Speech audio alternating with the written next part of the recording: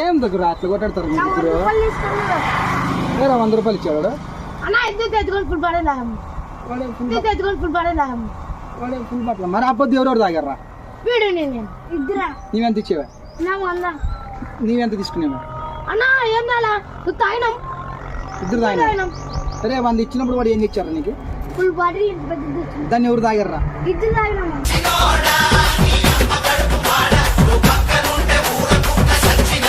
ఇద్దరు తాగినారా? రే మీరిద్దరు కొట్టాడుతాను. నేను మాట ఎత్తనేనండి.